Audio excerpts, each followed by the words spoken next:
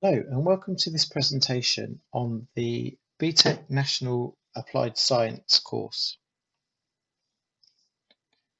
Why study BTEC Applied Science? Please watch this short video. So before I came into teaching, I worked in industry, in the chemical industry, and now I'm actually teaching. I wanted to share that knowledge. So I teach year 13 BTEC, and we talk about quite a lot about applying that knowledge to BTEC in terms of making sure they understand that there's a real life job out there for it. Sometimes when we're doing a practical, again, and we're setting up the equipment and things like that, there'll be a lot of questioning in terms of like, why do we do it this way? What is the point of this? And when they start actually thinking about all of this, and it's like, what happens if it goes wrong, and you have to think about the safety of it and things like that. The reason why is because I tried to link it back to my experience in industry, which was someone is responsible for something. There is a job out there that does that, which is regardless if it's quality assurance or if it's a safety check or something. And I think it's really important that they get that everyday experience. Another thing I enjoy about studying applied science is the variety, other than just biology, chemistry and physics. We learn about engineering side, like the hospital side of stuff, paramedics, and it just appeals to me and just makes it enjoyable.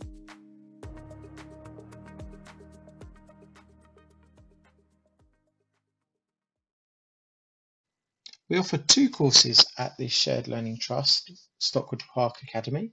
We offer the Extended Certificate or the Diploma. The Extended Certificate is equivalent to 1 A-level, where you would complete 4 units, and the Diploma is equivalent to 2 A-levels, where you will complete 8 units. The units you complete for the Extended Certificate are Units 1, 2, 3 and 12. Units 1 and 3 are external examination units, and Units 2 and 12 are internal coursework-based units, where I'll explain a little bit about this later on. The Diploma, you complete 8 units. Units 1, 3 and 5 are external examination units, and Units 2, 4, 6, 8 and 12 are internal coursework-based units. Now, the BTEC course is an applied course, which means that you will do lots of interactive, practical-based experiments and use lots of different skills to perform these in order to get the information you require for your coursework. Here is a picture of some students during a recent visit to the University of Bedfordshire in Luton, where they performed some experiments using the university equipment. We have various different resources, such as a textbook.